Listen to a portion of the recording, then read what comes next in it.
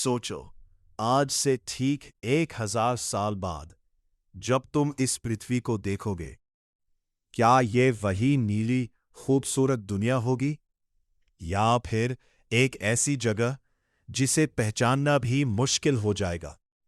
समय सब कुछ बदल देता है, और आने वाले 1000 साल मानव इतिहास के सबसे बड़े बदलाव लेकर आने वाले हैं। धीरे धीरे पृथ्वी का तापमान बढ़ता गया, ग्लेशियर्स पिघलने लगे और समुद्र का स्तर खतरनाक रूप से ऊपर उठ गया।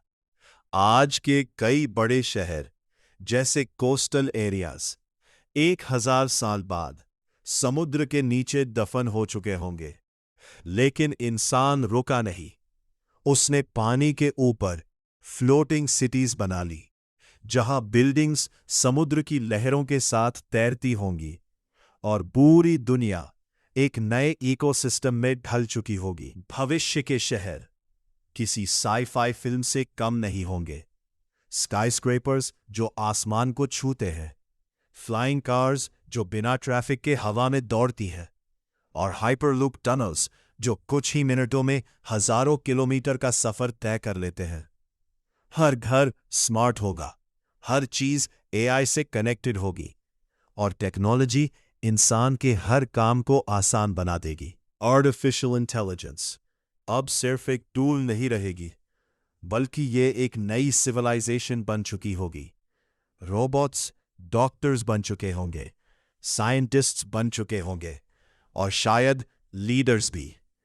कुछ लोग एआई को अपना सबसे बड़ा साथी मानेंगे, तो कुछ इसे सबसे बड़ा खतरा समझेंगे, क्योंकि जब मशीन्स इंसानों से ज्यादा सोचने लगेंगी तो सवाल उठेगा, असली कंट्रोल किसके पास होगा? 1000 साल बाद इंसान वैसा नहीं रहेगा जैसा आज है। जीन एडिटिंग और एडवांस टेक्नोलॉजी की मदद से ह्यूमंस खुद को अपग्रेड कर चुके होंगे। स्ट्रॉन्गर बॉडी, फास्टर ब्रेन और साइबर इम्प्लांट्स जो इंसान को मशीन से जोड़ देंगे। हो सकता है फ्यूचर में इंसान और रोबोट के बीच का फर्क पूरी तरह खत्म हो जाए और एक नई स्पीसीज जन्म ले।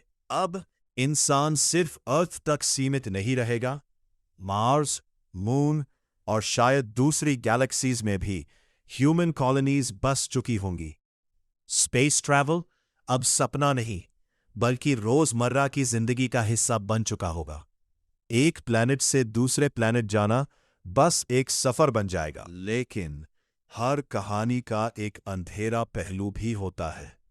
एआई का कंट्रोल, न्यूक्लियर वॉर का खतरा और प्रकृति का गुस्सा, ये सब मिलकर इंसान के अस्तित्व को चुनौती देंगे।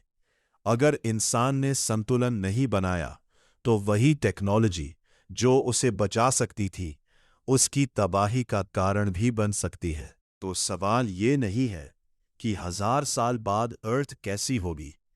सवाल ये है कि क्या हम वहां तक पहुंच भी पाएंगे?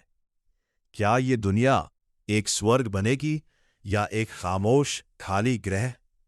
क्योंकि फ्यूचर किसी मशीन या किस्मत के हाथ में नहीं है, बल्कि हमारे आज के फैसलों में छुपा है।